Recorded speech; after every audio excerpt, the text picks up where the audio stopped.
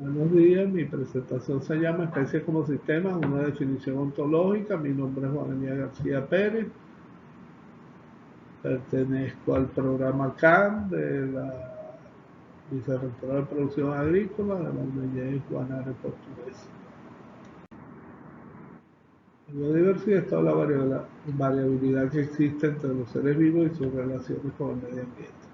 En ella se incluyen varios niveles, entre los cuales sobresalen el nivel ecosistémico paisajístico, el nivel de las especies y el nivel genético bioquímico, los cuales están organizados e integrados en una jerarquía funcional. Las especies son consideradas las unidades fundamentales de la biodiversidad. Además, también son vistas como las unidades de la evolución. Sin embargo, aún existen controversias en lo que realmente es una especie o cómo delimitar esa especie. Toda esta serie de complicaciones relacionadas con este concepto fundamental se ha denominado el problema de las especies. Este problema comprende una serie de controversias ontológicas, epistemológicas y metodológicas sobre la realidad de las especies, que involucran, con sus diferencias de abordar el problema, a biólogos y filósofos por igual. Y no todos los autores coinciden en la manera de cómo abordar este problema. Existe desde el pasado cierto debate sobre cómo considerar las especies, si como clases o como individuos. Y este debate aún persiste. También existe otro debate sobre cuál es el concepto más adecuado para definir una especie o de cómo delimitarla. Aquí tenemos una representación diagramática de los niveles ontológicos de las diferentes concepciones de las especies que son usadas, que han sido usadas hasta el momento. Estamos considerando el problema de las especies como uno que se ubica en la dicotomía entre el realismo y el constructivismo ontológico. Y se pregunta si las especies son entidades reales o son meras conveniencias operativas construidas para apoyar información y teoría. Sin embargo, el realismo ontológico recibió un impulso importante cuando Jared Diamond en Papúa Nueva Guinea confrontó con los aborígenes de la zona, contrastó cuántas especies reconocían ellas y cuántas reconocía él. Y solamente se equivocaron en una especie, los aborígenes, en una especie que era de difícil discriminación, digamos. Entonces, gente con diferentes matrices epistémicas o ontológicas llegaron a un resultado epistemológico relativamente perfecto. Entonces, eso quiere decir que las especies sí existen y que son, digamos, son independientes del razonamiento humano. El nivel 2, el considerar las especies como entidades reales, lleva a la postulación de la dicotomía, esencialismo versus individualismo, sobre la condición ontológica de las especies. ¿Son clases con esencia o son individuos?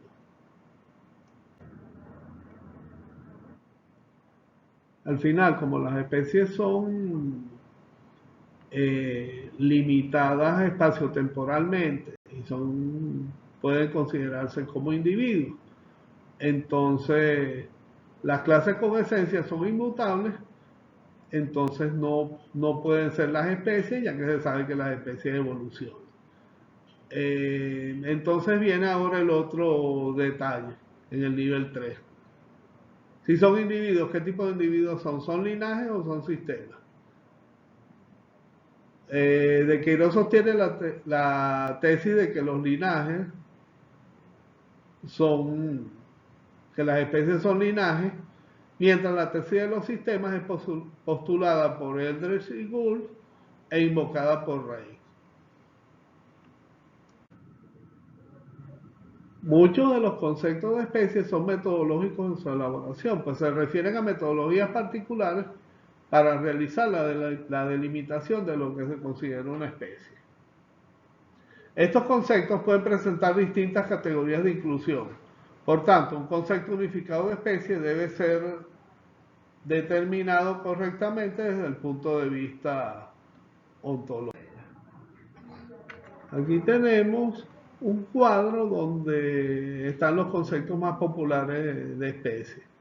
Hay en total 8 conceptos, de los cuales los 3 primeros, el biológico, el de cohesión y el ecológico, se basan en procesos. Y los 5 últimos se basan en patrones.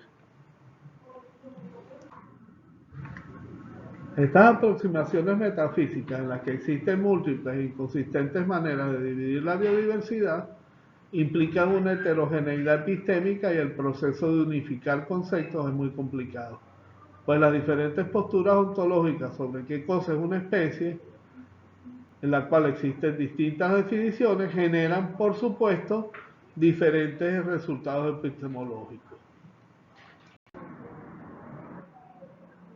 Además, cada concepto de especie aplicado a un mismo grupo de organismos puede resultar en cantidades desiguales de especies reconocidas.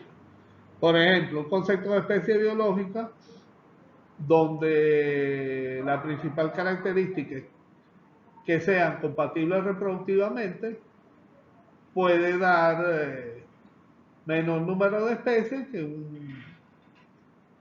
aplicar un concepto filogenético al mismo grupo de especies. Estos 3 criterios, la significancia teórica, la aplicabilidad y la universalidad, podemos verlo así. Universalidad es porque el concepto puede ser aplicado a cualquier organismo. Aplicabilidad es digamos que no es tan complicado, es accesible la aplicación de ese concepto. Y la significancia teórica tiene que ver con los basamentos teóricos para conseguir tal concepto.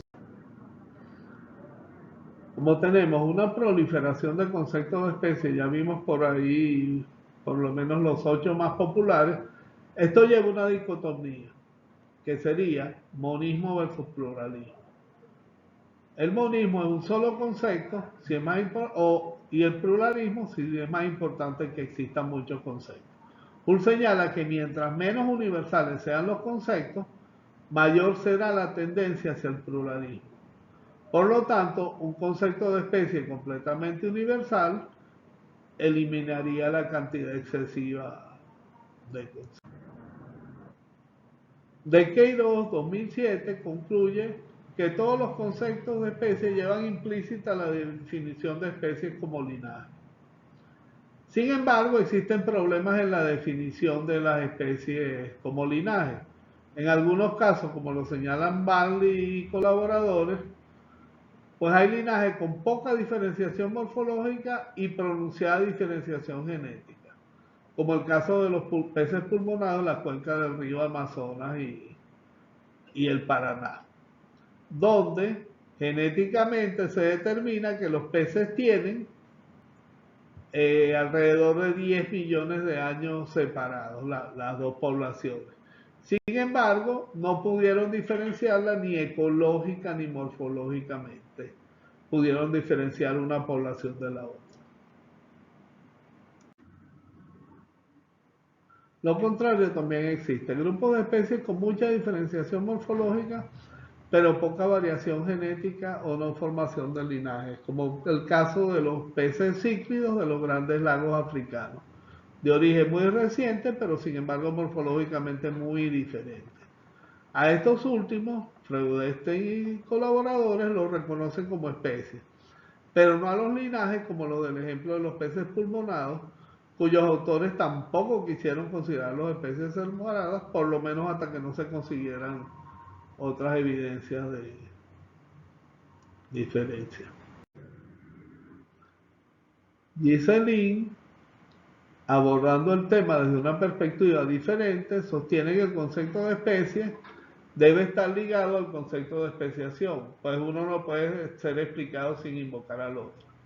Pero que para evitar caer en tautología, primero debe explicarse el proceso de cómo se diferencian las poblaciones, para luego definir a la especie como el producto de ese proceso. Esta tarea cambia su orientación porque ahora hay que buscar cómo detectar los posibles productos de especies y teorizar bajo cuáles circunstancias estas fueron formadas. Se puede comenzar explorando las tesis del darwinismo y neodarwinismo o teoría sintética como un posible punto de partida para elaborar una explicación teórica de cómo se puede diferenciar una población o poblaciones para convertirse en una especie. En este caso, estas dos tendencias son las tendencias hegemónicas hasta ahora. Ambas teorías sostienen que la evolución, o sea, lo que produce las especies, ocurre de manera lenta y gradual.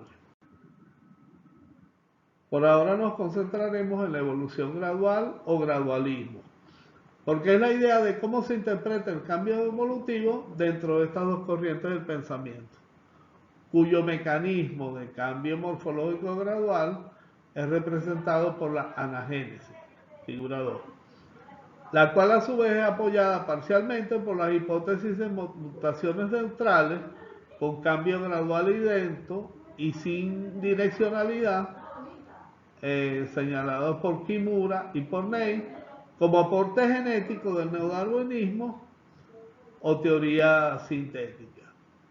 En este caso se habla de evolución gradual y se utiliza el reloj molecular como marcador de especiación.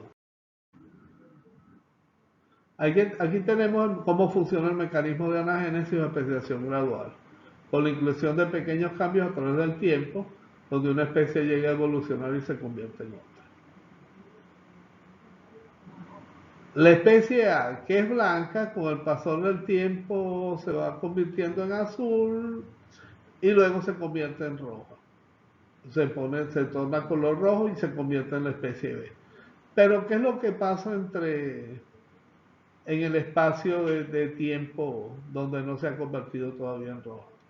Ese es uno de los problemas de la anagénesis. ¿Desde dónde es la especie B y desde dónde sería la especie A?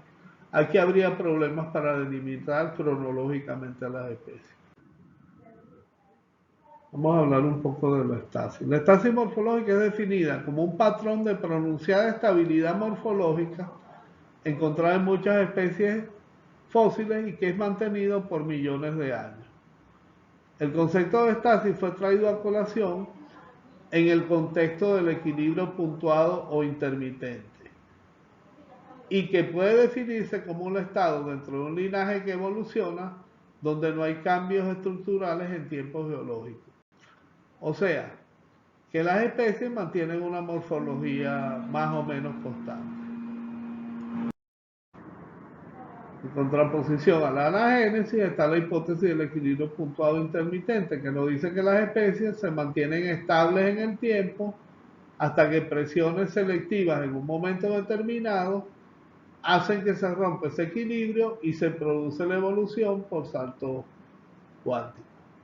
Aquí tenemos A, todo el tiempo es roja hasta que por alguna razón se torna amarilla y se convierte en B. Eso es más o menos lo que dice el equilibrio puntual. Una de las explicaciones dadas para el fenómeno de la estasis es considerar a las especies como sistemas homeostáticos, donde las especies manejan su propio mecanismo de autorregulación para presentar resistencias al cambio. Aun cuando esta explicación es salida de lo que es denominado una inferencia inductiva, más aún pudiera ser considerada una inferencia la mejor explicación, pues es tal que si es cierta, puede explicar el fenómeno observado, mientras permite avanzar en el desarrollo de un concepto universal de especie, pues involucra por primera vez y de manera categórica el concepto de sistemas homeostáticos con el término especie. El proceso de especiación, según esta hipótesis propuesta por Elder-Shigul, ocurre en un corto periodo de tiempo seguido por largos periodos de estasis. Trabajo de modelación de sistemas biológicos develaron que cuando un sistema llega a un estado crítico, presenta estados autoorganizados caracterizados por periodos de estasis seguidos por una rápida evolución, mostrando una representación simulada del equilibrio intermitente. Estos autores, Bach y Snepen, encontraron que en su modelo, que mientras los sistemas están dentro de su entorno ambiental de mejor desempeño, similar a decir su ámbito de mayor fitness, las mutaciones no causan mayores efectos.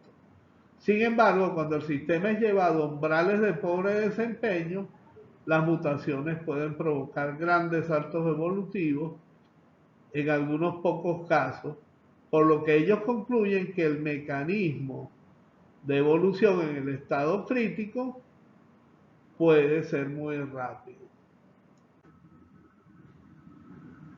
De las especies de ser sistemas naturales se llega a un concepto universal, en donde todas las especies de organismos vivos comparten cierta esencia. Acá se estaría hablando de la categoría de las especies.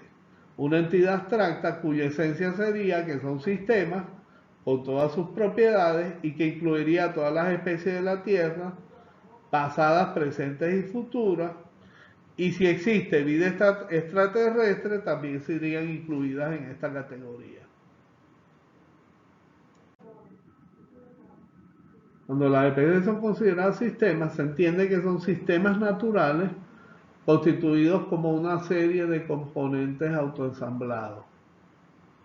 Para este autor, los sistemas presentan una serie de características que los definen.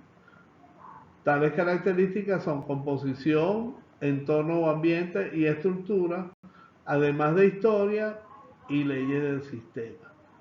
Todas estas características están involucradas en los conceptos de especie. El hecho de definir ontológicamente a las especies como sistemas sería una hipótesis sobre la naturaleza de las especies y por tanto debería ser falseable según los postulados de Popper, a la luz de lo que nos dice la ontología sistémica. Bugen señala 5 principios básicos que debe cumplir un sistema. Interconectividad. Los sistemas tienen entradas y salidas de cualquier sistema distinto del universo. Se conectan con todo. Multiplicidad de entradas que afectan al sistema de distintas maneras y provienen de distintas fuentes del entorno. Un umbral de reacción. Por debajo de dicho umbral el sistema no reacciona.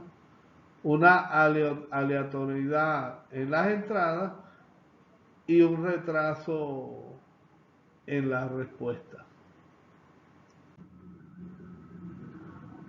Como los sistemas no forman gradientes, dada la propiedad de cohesión y de homeostasis entre sus componentes, hay que buscar otras explicaciones que no contradigan su esencia.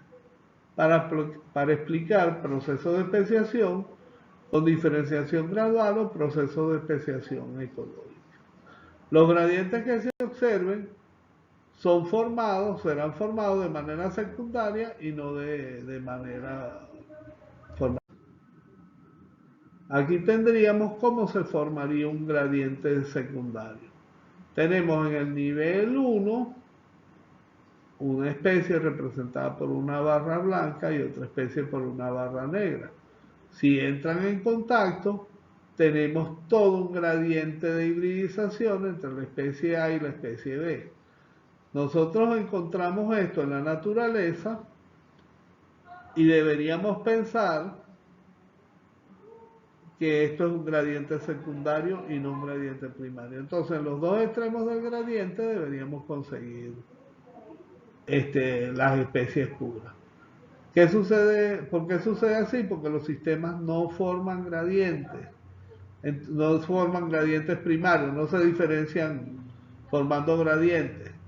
Entonces, cuando aparece un gradiente, es más por hibridización, o sea, contacto secundario, que por diferencia. Hagamos una representación. Aquí tenemos una especie A tenemos un individuo que pudiera llamarse intermedio y tenemos una especie B. Ahí B serían los extremos y el híbrido, que sería el intermedio, sería el organismo que está en el medio. Para representar la especiación ecológica, supongamos que tenemos dos trozos o dos parches de un determinado tipo de hábitat. Y tenemos, en el primer paso tenemos la especie A en ambos parches. Pasado el tiempo, el parche más pequeño comienza a sufrir los efectos de la presión del ambiente hostil en el que está.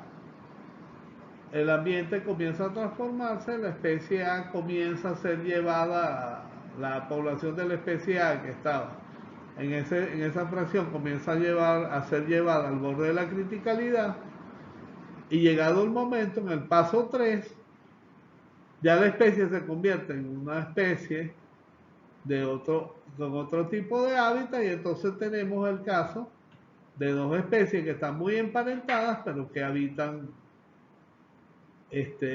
ambientes completamente diferentes. Bueno, ya para terminar, las conclusiones, bueno, la inferencia a la mejor explicación nos conduce al concepto de especies como sistemas, al descubrirse que es la explicación más aceptable, pues puede resolver gran parte del problema de las especies, ayudando a escoger al realismo sobre el nominalismo, al individualismo sobre el esencialismo, al monismo sobre el pluralismo, a separar la categoría de las especies de las especies taxas, de la manera más, todo esto realizado de la manera más parsimoniosa posible, complementando con el realismo científico que postula que una teoría debe ser real si es capaz de explicar hechos y fenómenos inobservables, además de sentar las bases para poder realizar predicciones sobre los hechos pasados y futuros. Este concepto puede tener todos los elementos para convertirse, con todas sus implicaciones, en una teoría científica y en un nuevo paradigma. Por último, este trabajo está basado parcialmente en la siguiente publicación, donde además están todas las referencias mencionadas en este trabajo. Muchas gracias por su atención.